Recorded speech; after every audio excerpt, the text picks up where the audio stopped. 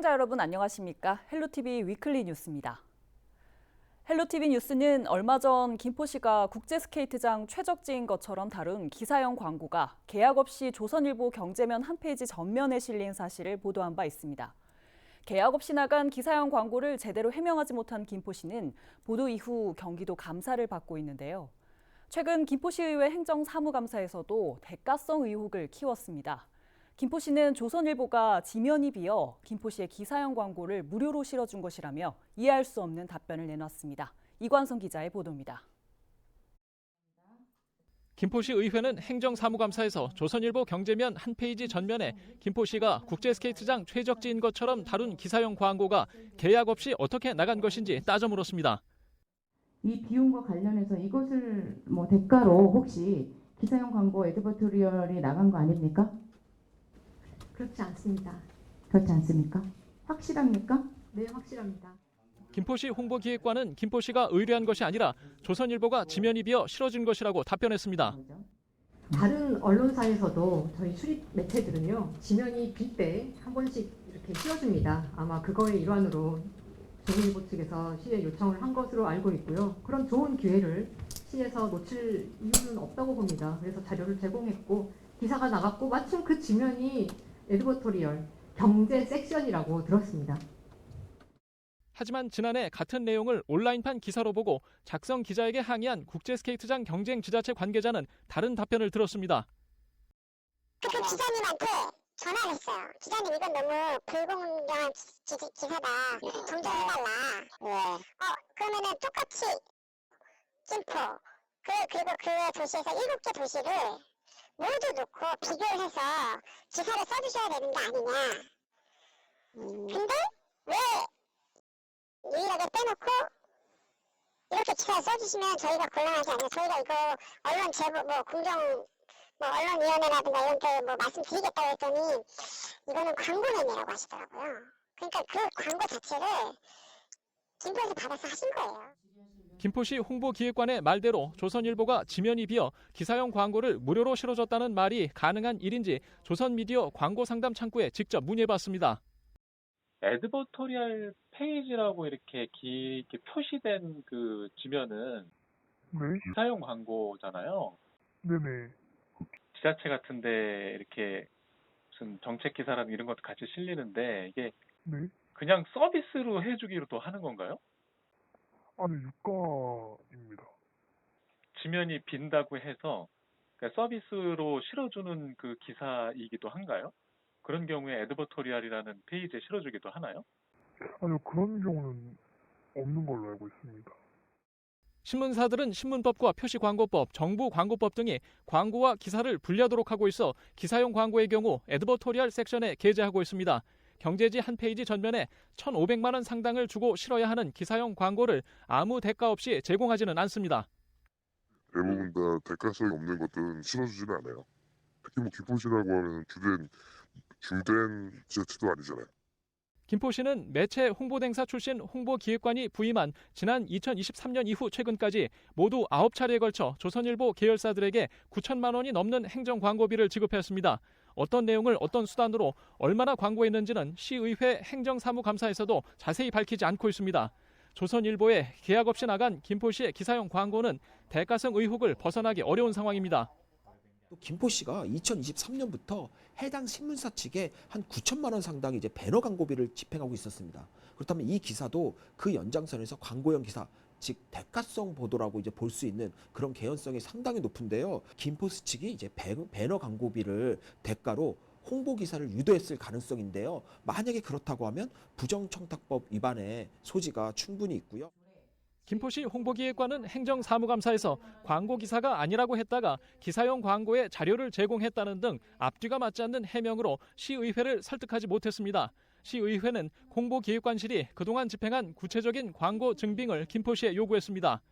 경기도 감사위원회는 지난 4월 헬로티비 뉴스 보도 이후 조선일보에 계약 없이 나간 김포시의 기사형 광고를 감사하고 있습니다. 김포시는 경기도 감사에서도 조선일보가 지면이 비어 무료로 실어준 것이라고 답변한 상황입니다. 헬로티비 뉴스 이관성입니다. 새 정부가 출범한 지 열흘이 지났습니다. 이재명 대통령은 선거 기간 서울 지역 25개 자치구단위 공약까지 내놨는데요. 그동안 막혀있던 지역 현안이 뚫릴지 관심입니다. 손성희 기자입니다. 이재명 대통령이 내놓은 은평 지역 공약은 6개입니다. 그동안 해결하지 못했거나 지지부진한 지역 수건 사업들이 대부분입니다. 먼저 예비타당성 조사에서 막혀 사실상 무산된 신분당선 서북부 연장선. 이 대통령은 신분당선 서북부 연장 대안 노선인 가칭 고양 신사선 구축을 약속했습니다. 고양 신사선은 경기도 고양 신원에서 은평 뉴타운과 연신내를 거쳐 강남 신사까지 가는 광역철도입니다. 그동안 신분당선 연장을 공약했던 역대 정부의 공약사항이 좌초됐기 때문에 거기에 대한 대안 노선으로서는 가장 이것이 효율적이다. 서울시랑 협의의 과정에 있습니다. 경제성 검토를 거쳐서 국가의 철도망 계획에 반영하는 것이 목표입니다. 서부선과 고양 은평선, 신사고 개혁 신설 지원도 대통령 공약에 포함됐습니다. 서부선의 경우 지난 정부의 민간 투자 사업 활성화 방침으로 공사비 특례를 적용받아 어렵게 민투심을 통과했습니다. 하지만 여전히 나서는 사업자가 없어 지지부진한 실정입니다. 서부선처럼 민자로 추진되는 철도 사업의 경우 수익성이 관건이기 때문에 사업이 순조롭게 추진되기 위해선 관련 제도 개선 등 정부의 새로운 전략 마련이 중요하다는 지적입니다. 좀 제한이나 규제를 좀 약간 완화해 주는 게 사실은 지금 제 입장에서는 가장 필요하다고 생각합니다. 수색역 차량기지 이전을 포함한 수색 DMC 역세권 개발 사업이 탄력을 받을 수 있을지도 관심입니다. 후보 시절 이 대통령은 수색 DMC 역세권 개발을 통해 서울 서북부 지역의 경제와 문화, 상업 인프라를 확장하겠다고 했습니다.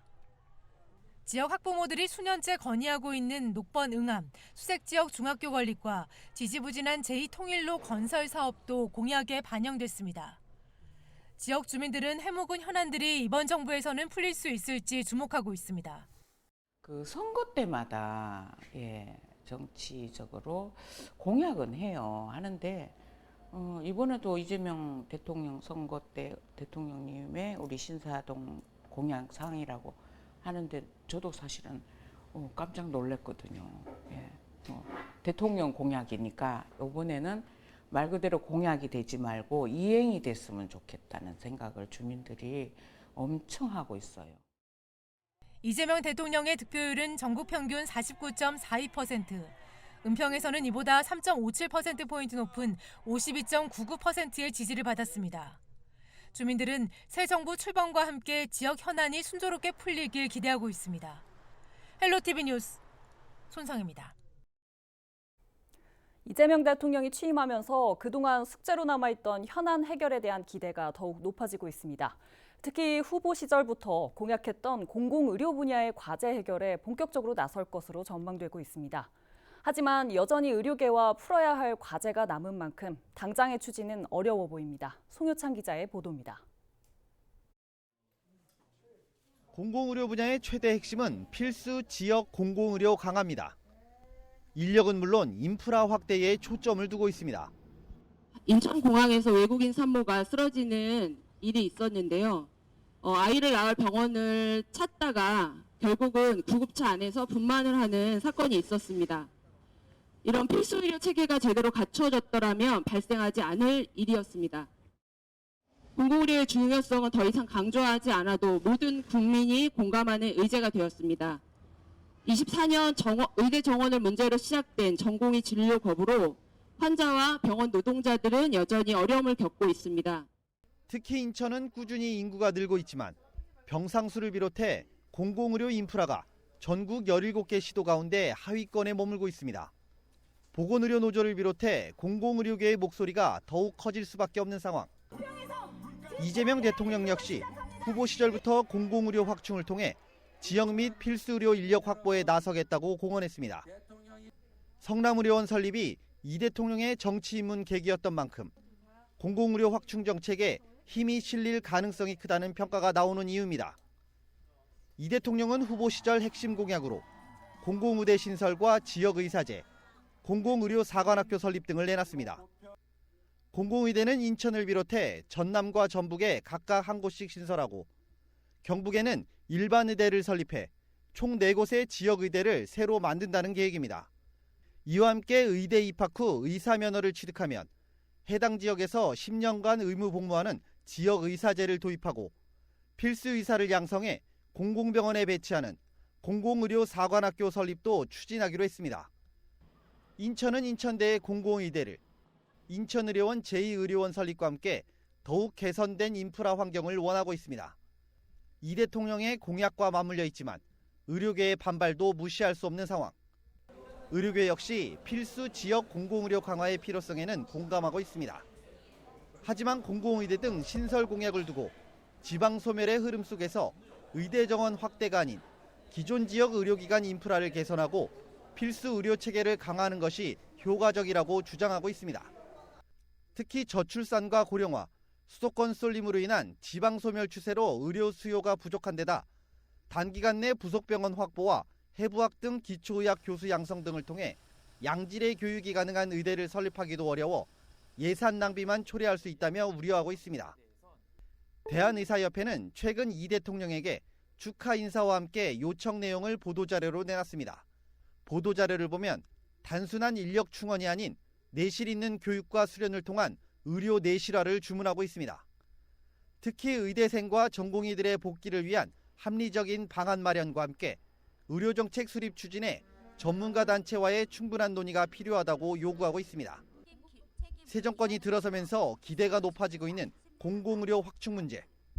하지만 의료계와 풀어야 할 문제가 남아있는 만큼 당장의 추진은 힘들어 보입니다. 헬로티비 뉴스 송유창입니다. 지방의회가 행정부를 견제하고 감시하는 기능이 바로 행정사무감사죠. 지역 주민들은 행정사무감사 내용을 당연히 알아야 할 권리가 있습니다. 그런데 양천구 의회가 행정사무감사를 알리기 위해 의회를 찾은 취재팀을 쫓아내고 비공개로 회의를 진행해 논란이 일고 있습니다. 무슨 이유가 있었는지 김호 기자가 전해드립니다.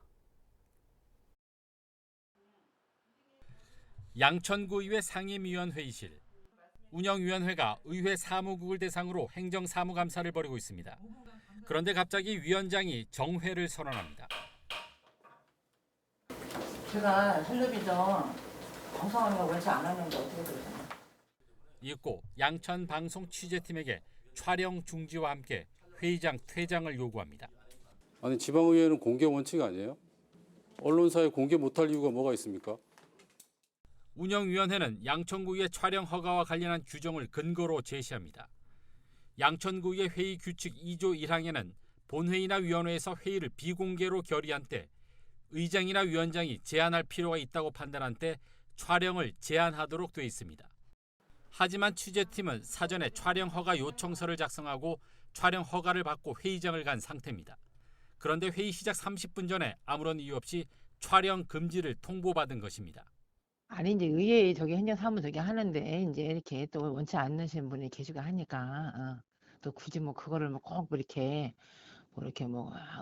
촬영할 필요는 없잖아. 예. 운영위원회 행정사무감사에서는 최근 있었던 정책지원관 채용 관련 특혜 의혹에 대한 질의가 있을 예정이었습니다. 질의를 준비한 의원은 자신이 준비한 질의 때문에 촬영을 막았다고 추정하고 있습니다. 의구심을 좀 풀어주십시오. 그래서 행정사무감사 자리에서 PPT까지 띄우고 그리고 사무국장한테 어떠한 이거에 대해서 해명을 좀 해주십사라고 답변을 요구하는데도 다른 의원 한 분이 계속 정회를 요청했습니다. 결국 해당 의원은 질의를 못한 채 의회를 나갔고 김 의원이 나간 사이 행정사무감사는 재개돼 5분 만에 끝이 났습니다. 의혹만 남긴 채 운영위원회 행정사무감사가 끝나면서 의회 사무국만 곤란을 겪게 됐습니다. 김 의원이 제기한 특혜 채용 의혹은 오해에서 비롯된 것이지만 회의가 파행되면서 의혹만 키웠기 때문입니다. 채용에 관해서는 지금 우리 조금 전에 말씀드린 대로 그대로 절차라든가 아니면 지금 복사를 한다든가 그다음에 면접관들이 어떻게 오시게 됐는지 그리고 면접관들이 어떻게 객관적으로 평가를 하는지 이렇게 해서 말씀을 드렸고요. 결국 행정사무감사장에서 질의와 답변으로 해소될 내용이 촬영 제한과 회의 파행으로 의혹만 더 키우면서 지방의회 의정활동 책임성에 생채기만 남겼습니다. 지방의회의 정보 공개의 필요성은 주민의 알 권리 보장, 지방자치단체의 투명성 강화, 의정활동의 책임성을 보장하는 데 필수적인 요소입니다. 2022년 지방자치법 개정 시 행정안전부가 정보공개 의무화 규정을 만들고 지방의회의 정보공개 분야를 지속적으로 확대하고 있는데 양천구 의회가 역행하는 것 같아 유감입니다. 행정사무감사는 지방의회 의정활동에 꽂힙니다.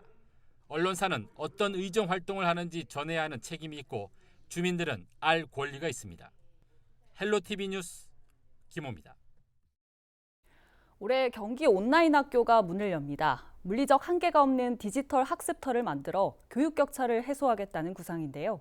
교육 현장에서 어떻게 활용될 수 있을지 미리 살펴봤습니다.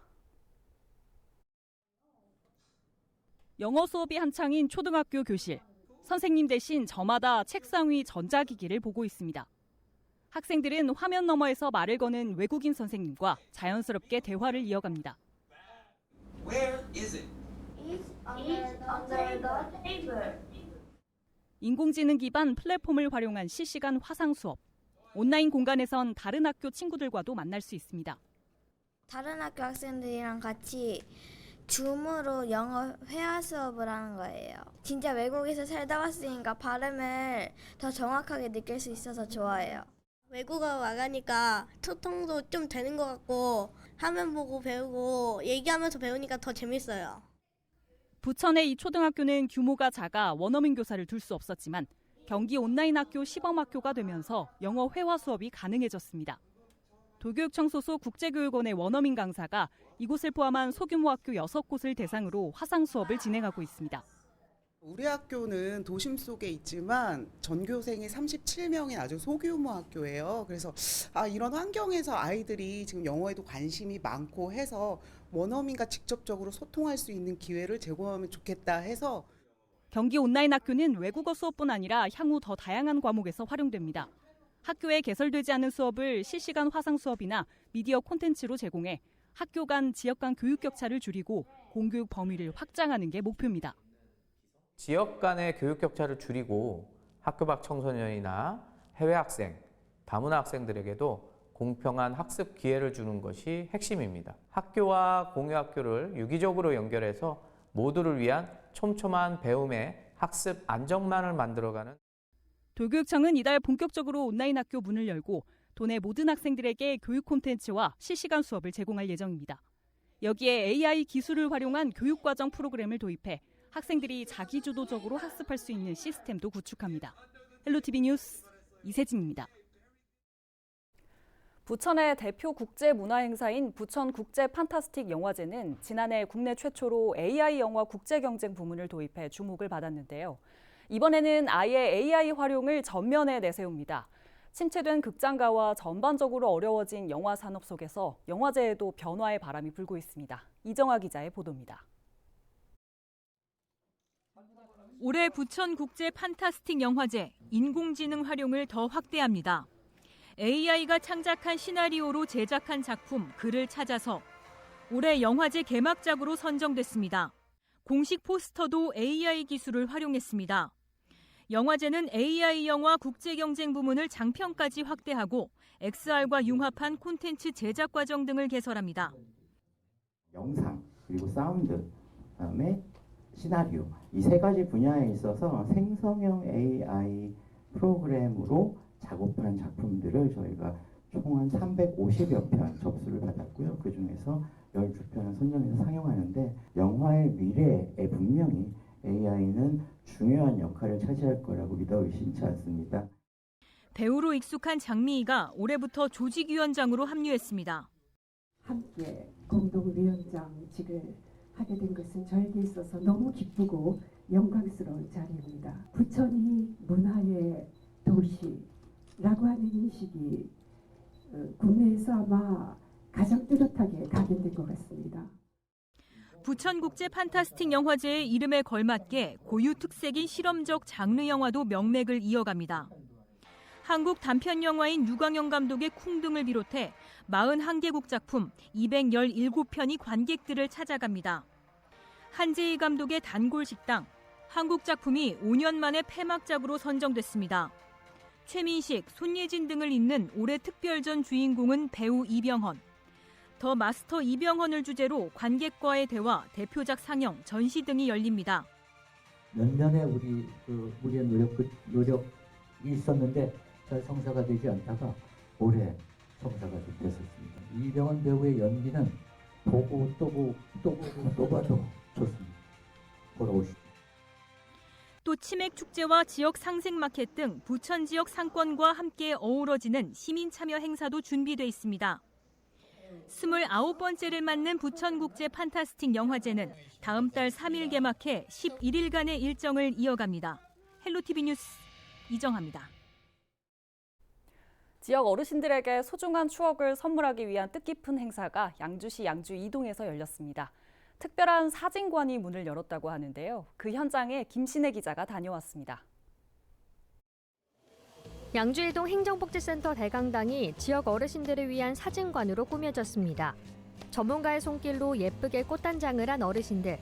카메라 앞에 서자 쑥스러운 듯 옅은 미소를 짓습니다. 오랜만에 사진을 찍어 행복하다는 어르신 얼굴에는 한박 웃음이 끊이지 않습니다. 이렇게 사진을 찍어본 지가 참 오래간만이네요. 예쁘게 치장도 하고 이렇게 사진을 찍으니 행복합니다. 좋은 추억을 만들어주셔서 대단히 고마워요. 이번 행사는 양주시 양주이동 지역사회보장협의체가 지역 저소득 어르신들을 위해 마련한 프로그램입니다. 사진 찍을 기회가 적은 어르신 30명에게 전문 사진작가가 무료로 사진을 찍어주고 액자에 담아 선물하기로 한 겁니다. 이날 강수현 양주시장과 박금순 지역사회보장협의체 위원장은 웃음 도우미로 어르신들의 미소를 이끌어내기도 했습니다. 앞으로 이 행사가 우리 다른 읍면동으로도 확산이 돼서 더 많은 어르신들께 따뜻한 추억을 선물해 드릴 수 있기를 기대하고 우리 양주시에서도 이러한 시민 참여형 행사가 계속 이어질 수 있도록 많은 관심을 가지고 추진해 가도록 하겠습니다. 단순한 사진 촬영을 넘어 마음을 담은 복지가 지역사회에 온기를 전하고 있습니다. 헬로티비 뉴스 김신혜입니다.